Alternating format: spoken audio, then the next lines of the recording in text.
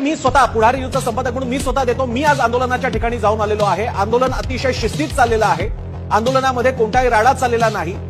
जे कार्यकर्ते आजूबाजूला दिसत आहेत ते इतक्या मोठ्या संख्येने आहे की त्याच्यामुळे लोकांना वाटू शकतं केवढीही गर्दी आहे, पण त्याचं कारणच आंदोलनाचं ठिकाण आहे. उद्या जर का दसरा मेळाव्यातले शिवसैनिक एका क्षणात दादरला पसरले तर जे वातावरण बघायला मिळेल ते वातावरण तिथे बघायला मिळेल. तिसरी गोष्ट म्हणजे ग्रामीण भागातून कधी नव्हे तो मुंबईत आलेला आहे. त्यांना तुमच्या मुंबईशी काही देणं घेणं नाहीये. त्यांना तुमच्या आरक्षणाशी देणं घेणं आहे. 1, 2, 3 दिवस काय आले तर लगेच आम्हा सगळ्यांना केवढी मुंबईला भेटीला धरलं, काय त्रास झालाय आम्हा सगळ्यांना. ही मंडळी तीच आहेत की जी मुंबईमधल्या आपल्या सगळ्यांच्या घराला अन्नधान्यानं भरतात, जिकडून आपला सगळा कच्चा माल येतो, जिकडून आपल्यासाठीचा वर्कफोर्स येतो, तोच हा वर्ग आहे, तो आपल्याकडे आलेला आहे. त्याच्या बाबतीत आपण बोलतो, याची आपण सगळ्यांनी जाणीव ठेवायला पाहिजे.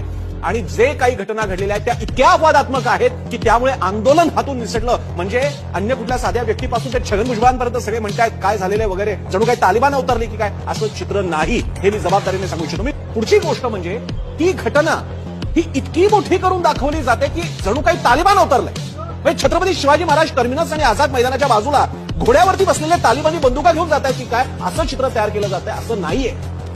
तिकडे आजही रेल्वे वगैरे व्यवस्था सुरू आहे. जेवढा ताण यायचा तेवढा आलेला तेवढा येत नाही का आपल्याकडे? यापुढे आपले कार्यक्रम झाले नाहीत का? आज जेव्हा दिल्लीच्या जंतर मंतरवरती अण्णाद्रेंचं आंदोलन सुरू होतं तेव्हा नव्हता का ताण आला त्यांच्यावरती? सगळ्यांनी कव्हर केले, त्याचे पण अनुभव आहेत.